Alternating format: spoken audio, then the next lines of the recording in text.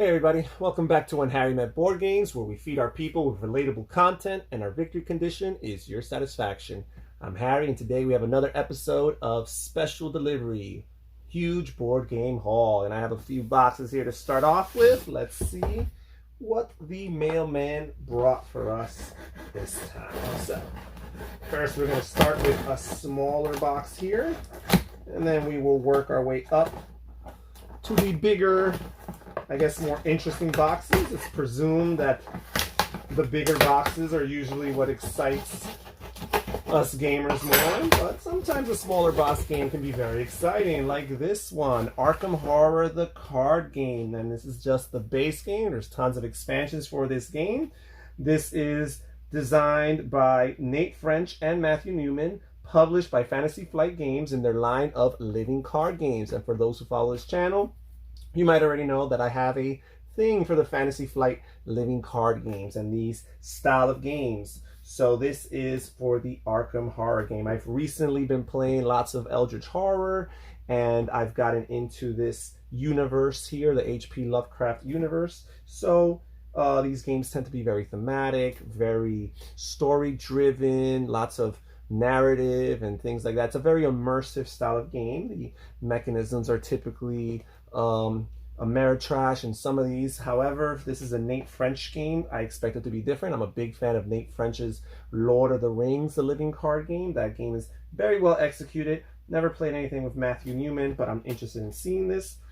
This plays from 1 through 4 players, recommended age of 14 and older, and the estimated time of play is 1 to 2 hours. So again, this is another awesome, similar to Lord of the Rings, the card game, a cooperative game that could play up to 2 players. However, I've heard it really plays very well solo, just like Lord of the Rings, the card game, which I mainly play solo. So here in the back it says, the oldest and strongest emotion of mankind is fear, and the oldest and strongest kind of fear is the fear of the unknown. A quote from H.P. Lovecraft. So I am excited about that. So that was just the first box there. Let's see what else we have right here. Let's see what this box here contains. All right. I've heard people say I should get a box cutter, but then I just wouldn't be me, the simple, plain old Joe, down-to-earth kind of guy that I am. All right, so here we've got Machi, Koro, the 5th Anniversary Edition, a game by Masao Suganuma. I don't know if I'm pronouncing that correctly, from Pandasaurus Games. This is a classic gateway style game that I finally went out of my way to acquire. I don't really play much gateway games anymore, definitely not many new ones. For the most part, I replay some gateway games like Carcassonne and Ticket to Ride, which I still love and adore, but they were my gateway game experiences. But I don't really go around buying new gateway games. But, you know, I do have a couple of new people I've been gaming with lately that are new to the, you know, modern day designer games. So it doesn't hurt to have a few more, something new, something refreshing, something that might speak to them. So I'm excited about playing this. 2 to 4 players, 30 minutes, ages 10 and older. Welcome to the city of Machi, Koro. This is the 5th anniversary edition, so I'm guessing it might be a little bit better than the original game. So we'll see what that looks like there. So that's Machi Koro. Now we'll just check out this big box. This is the biggest box out of these 3 at least. Let's see what's inside of this one here. Let us see. All right, here we go. All right, big dogs right here. Oh, this is a big box. Empires of the Void 2 by designer artist Ryan Lockett and published by Red Raven Games. All right, so explore the fringe of the galaxy. So I was realizing something the other day as I was thinking of potential future top 10 videos for this channel. I realized I don't have that many science fiction games. I would be able to make a top 10 list, but it would be barely. So, yeah, so here we go. So I figured let me add a few more of this genre to my collection. So in the back here it says this is for 2 to 5 players. It's about 30 minutes per player. So a 2-player game should be about an hour. And for recommended ages of 13 and up. Includes 5 unique world ship miniatures. That's neat. Okay. And here's some flavor text. Your species has traveled for years in a massive world ship, fleeing from a cruel and unstoppable alien empire. Now in the distant fringe of the galaxy, you must compete to establish a foothold and grow in strength, preparing for the time when the invaders find you again. ... Looks gorgeous. The components from at least the back art here looks really nice. The board looks beautiful, but what else can you expect from Red Raven Games and designer artist Ryan Lockett? Really, really excited about this game. Well, let's see what else the mailman brought. Now let's see what we have inside of this box right here. Let's see. Come on, open sesame. All right, so first of all, we have this right here. This is an expansion for the Star Wars living card game from Fantasy Flight. This is called Galactic Ambitions. Let's see what it says in the back. Star Wars, the card game, is one of the many living card games on the Fantasy Flight line of games, and I enjoy it, not quite as much as I enjoy some of the other ones, but I figured let me add a little bit of expansion content to it, see if it spices up the game. So the Star Wars card game is one of the many living card games in the Fantasy Flight line of games. Not necessarily my favorite one, but I decided let me buy one expansion at least, add some expansion content, see if it spices up the game. Let's see the back here. This adds 156 new cards to the overall pool of cards. The galaxy stands at the brink of destruction. So this adds 5 new objective sets, each for the Sith and the Rebel Alliance faction. So the Sith faction is actually my favorite faction to play with. So that is very, very exciting. And if, who knows, maybe this spices up the game enough that I am inspired to purchase more content for the game. And another expansion here in this same box. It's an expansion for Harry Potter Hogwarts Battle. And this, very similar to Star Wars the card game, is a game that I'm not necessarily feeling warm and fuzzy inside about. I love deck building games. And my wife loves the Harry Potter intellectual property.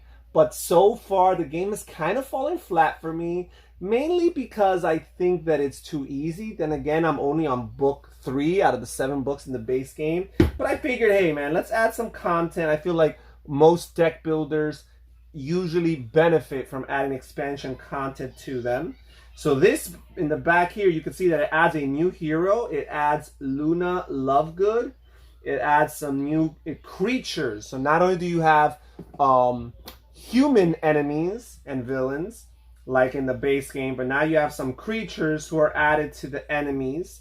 You have encounters, which I think is a new feature to this game. You have Hogwarts and detention cards. Ooh. And customize your deck with the ability to banish cards. This is cool because that's one of the things that I didn't like about it, is that there doesn't seem to be any way of culling weak cards, right? Lots of deck builders, or most deck builders that I'm aware of, have some way of culling your weak cards in order to strengthen your deck. So this is cool. This is cool. Eventually I'll get to this. Again, I still have lots of content to explore just in the base game. Well, let's see what else we have in the mail today. Now let's see what's inside this package here. This small little package. They say good things come in small packages. So, is this a good thing? A good thing indeed. The Lord of the Rings card game is a little expansion pack. The Hills of Emin Muil. And this is an adventure pack. And this is basically part of the first cycle of smaller adventure packs that you could add to your base game to have additional quest cards and missions that you could go through. So this is for the Shadows of Mirkwood cycle of games. All right. So, yeah, there you go. I like playing Lord of the Rings, and it doesn't hurt to have some additional content. All right, let's see what else we have. And here's another small package that came in the mail today. I've been known to say on this channel before that good things come in small packages, and I'm truly a firm believer in that. Not every board game purchase has to be a big, gigantic box. So let's see what we have here. Over Under by Game Right Games, the game of guesstimates for 2 or more players ages 10 and over. So this is like a trivia game, very much like in the vein of games like Wits and Wagers and Fauna, games where there is some sort of trivial, statistical, numerical question, and you're trying to get as close as possible, right? So this is cool.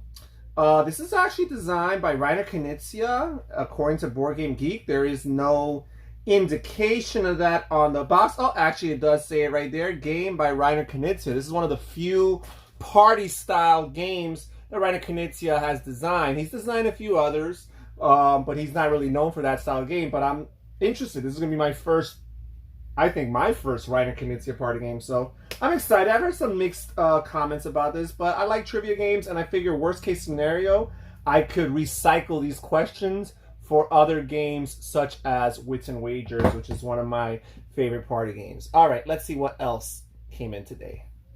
And finally here we have the last package for this episode of special delivery huge board game haul. Let's see what's in here. It's another tiny package, small package, but I don't think it's epic. Here we go. Patchwork Doodle by Uwe Rosenberg and published by Lookout Games. 1 to 6 players, 20 minutes, recommended age of 8 and older. We love Uwe Rosenberg in this house. We thoroughly enjoy his masterpiece, Patchwork, and we've had a good time with roll-in rights in the past, so we figured this checked all those boxes. It was very affordable, got it for like 15 bucks, so we could not pass on it. Looking forward to getting this to the table. And that's it for this episode of Huge Board Game Haul Special Delivery. Thank you guys so much for joining us here When Harry Met Board Games. Comment down below what you think about this week's edition of games, the games that were acquired for this episode, and which ones you like best. Maybe you've played some of these. Thank you so much for your support, everybody. Take care, stay safe, and have fun gaming. Bye-bye.